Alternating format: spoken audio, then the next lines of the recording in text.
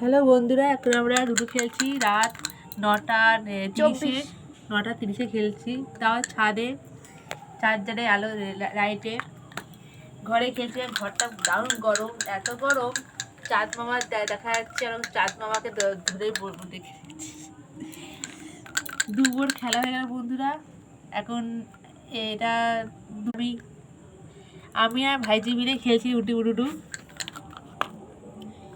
এই এক বোর্ড হয়ে গিয়ে আবার এক বোর্ডে চাল খেললাম। এবার বন্ধুরা দেখি এবার কে জেতে কে হারে। হলো বন্ধুরা, আগের দানেও জিতলাম, এই দানেও